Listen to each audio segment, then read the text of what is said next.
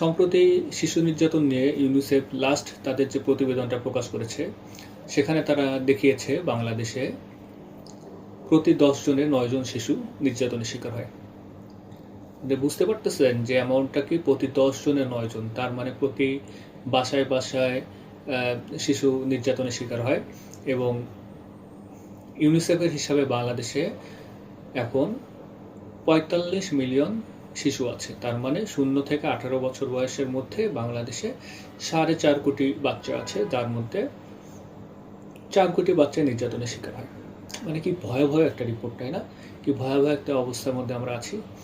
আর এই যে বাচ্চারা নির্যাতনের শিকার হচ্ছে, এটা কিন্তু খালি মারধরের শিকার হচ্ছে না, এটা কিন্তু তারা হচ্ছে যৌন হয়রানিরও শিকার হচ্ছে, এবং তারা এর পাশাপাশি ফ্যামিলি ভায়োলেন্স এটারও শিকার হচ্ছে, এবং তারা কিছু ইমোশনাল নেগলিজেন্সেরও শিকার হচ্ছে। তো এখন প্রশ্ন উঠতেই পারে যে শিশু নির্যাতন রোধে আসলে আমাদের করণীয় কি, সরকারের পদক্ষেপ কি, দোষটা কি শিশুদের নাকি আমাদের?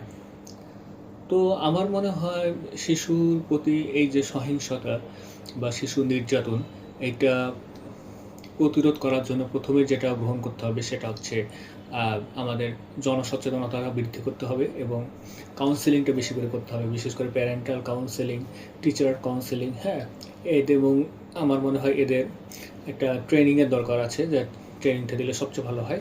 এবং স্কুল কলেজেও এ ব্যাপারে আমাদের শিক্ষক শিক্ষিকাদের একটা জনসচেতনতা তৈরি করা যেতে পারে।